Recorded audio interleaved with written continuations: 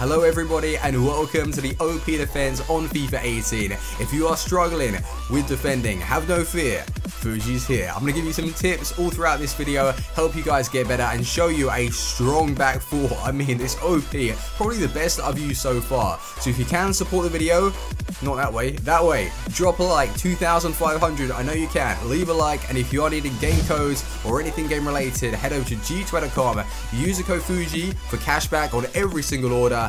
And let's head into the OP Defense. On FIFA 17, that was the year for me that I realized how important it was to have a strong midfield. I always used to do my best to defend like this, even back on, I think it was FIFA 13, FIFA 14, in a 3-5-2 formation, use the midfielders to put on pressure and win back the ball. Well, on 17, I wasn't good at that at the start, and I found myself just getting dominated in the defense, and it wasn't until I realized the game was so automatic, all you had to do was change a few custom tactics here and there, and it would help you out. Well, on FIFA 18, you're going to have the shock of your lives, because not only is it very difficult to defend properly, you've got a goalkeeper that is not going to save you this year. So it is really rewarding those that know how to defend and know how to attack. And I think that is awesome to increase the skill gap, but they need to tweak it a little bit. It is far too extreme, and some of the keepers, when the shot is literally straight at them, they should pretty much make the save, but they don't. So that's fair enough. So with that being said, what you want to do is try not to be so narrow-minded and focus on your back four.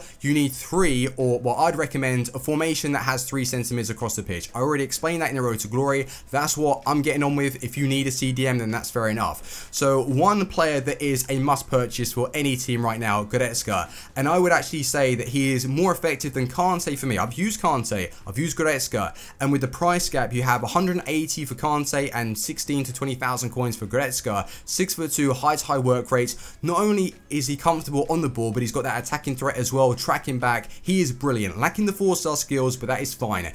That is weekend quality. You need him. Tolisso, I was actually surprised. He was really good on the ball. 5 games, 1 goal, 1 assist. He has the physical stats to defending as well, to track back, push on, and he was breaking up the play, and I like the fact that he was right bang in the middle, just dictating the play. This guy, Bonaventura, he's alright, not amazing. He's the highest rated card in our midfield, and he didn't perform like that. He's not bad though. He's not outstanding, but not bad. 5 games, 1 goal, 4 assists. He's lacking that weak foot. He's lacking the skill moves. So if I did adapt the team a little bit, then I would actually bring him out and swap him with somebody else. But looking at this back four, and it is unbelievable. Let me just say, Pepe Reina, he made 1 really good save, but apart from that, I was conceding goals here and there, but not really. I think most I let in was 2 goals in a match, and I scored 5 anyway, so it's all good. I'm starting to find myself on FIFA 18. This guy though, Mitchell Weiser, 4-star skills, 4-star weak foot.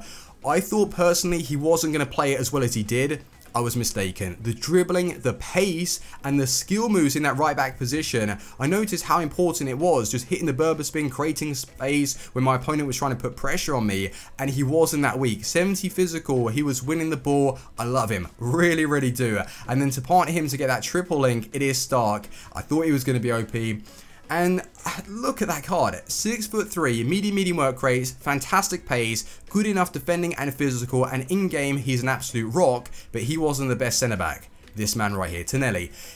I don't know where his legs come from, but the blocks that he was putting in for me, I honestly felt like it was automatic at times. Strong, physical, love him. 5 games, 1 goal, no assist. Buy him, and he's going to be dirt cheap. Before he goes up in price, make sure to buy him. And left back, Jordan Lukaku, best left back that I've used so far. And looking at his card as well, 6'1", high attacking work rates. Whenever you're near your opponent with Jordan Lukaku, he uses those physical stats anyway to barge them off the ball. So when it comes to actually tackling, most of the time you don't need to. You can just run into them. The 72 defending is pretty good. So I would definitely recommend putting this defense together. Obviously you might not be able to afford it straight away, which is understandable, but when you get the full release, if you haven't got the early access, open up the loyalty packs, put those coin boosts on from the catalog, build up your coins, and you will be able to put this team together. All of these players are low rated, so eventually they will drop. These midfielders are what you need to work up towards. There's no cutting costs and getting around bringing in like poor quality players because the midfield is so goddamn important, and these guys really did help me out to defend. And looking at the attack, Kingsley Coman, beautiful player. I'll speak about him when we go into the clips. 5 games, 6 goals, 4 assists. Dufresne, 5 games, 9 goals, 6 assists, left-footed. His weak foot actually felt pretty good. I thought he was right-footed personally when I got him in game, so that was a surprise. And then Niang in the left, forward position, 5 games, 6 goals, 7 assists. So you can score a lot of goals with this team. The custom tactics that I was using personally for me, 55-55, and this got me top 100 on FIFA 17 the first time, and I've gone back to it, and I really do like it. Still might tweak it a little bit, but I'm starting to understand where my players are going to position themselves on the pitch, and I'm defending against some quality players. So are we ready to go into the clips? Drop a like on the video and let's go. So my best advice for you right now is if you are seriously struggling with FIFA 18 and you don't know how to approach it, what I'd say is let's put you in a position where you've lost the ball in the midfield. So you've gone in for a tackle, maybe you've misjudged it, or you've even been dispossessed. Your opponent is now driving at your back four. Never ever feel pressured into switching to one of those centre backs, because as soon as you pull them out of position, you are going to get ripped open. And that's what I'm noticing as well in games. I'm coming up against opponents that are rushing with their defense because they see that I'm quickly building up and they are forced to make a decision. Well, trust me, a good player isn't just going to drive straight at you, so that will buy you time to switch to that centre mid or whoever's closest in the midfield, run back, put pressure on it, and all of a sudden you've got your midfielders into a good position and you've maintained the back four. I'm not suggesting that if you switch to a centre back you're never ever going to win a tackle, because put yourselves in this position now. Your opponent is literally running straight and they are towards your goal. If you know and you can anticipate it well and you're in touching distance with them, obviously switch to that centre back, make the tackle and come away with the ball. But never feel pressured into doing that unless they are in that kind of situation, because as soon as you switch, you're going to get opened up. And I've noticed actually on FIFA 18, even more so than FIFA 17, like if you were to take players out of position and charge your opponent down, they would just end up shielding and it would be very difficult to win back the ball. Although FIFA 17, I felt like I would be a little bit more comfortable to do that because there was more of an automatic feel about it.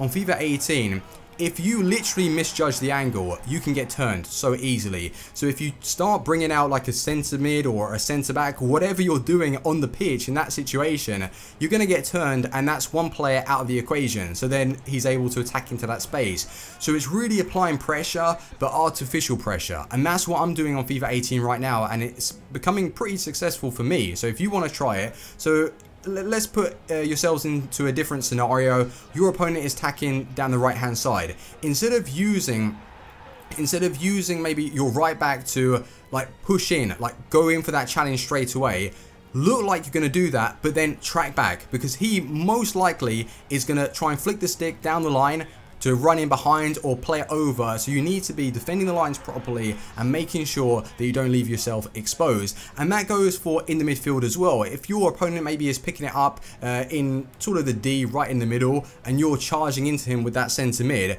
just apply the pressure, back off a little bit, because as soon as you apply the pressure, believe it or not, they're going to pass straight away. So if that is the case, you can apply pressure, switch to somebody else very quickly and anticipate the pass coming from another side. So you can see that pressure, that main guy running in straight away, he's only there for show. He's putting in the pressure because you've got the trick of switching over to another defender or a centre mid. You want to get a centre mid and mark the passing lanes. It's all about anticipating the passes on FIFA 18, because tackling, I never feel comfortable going in for just a stand challenge. Yes, you can win them, but it's all about forcing your opponent into making mistakes on 18. So hopefully that's maybe open up your eyes a little bit more. Obviously, it's best to follow the road to glory, because that's where you're going to be seeing me defend myself. And although I'm still learning, that's what's been working for me. And now I'm playing against some quality players in Division 8 on my main account, and I haven't lost yet. The only loss that I took was the first ever game that I played on FIFA 18 on my main account, and I lost 4-3. I was 3-0 up.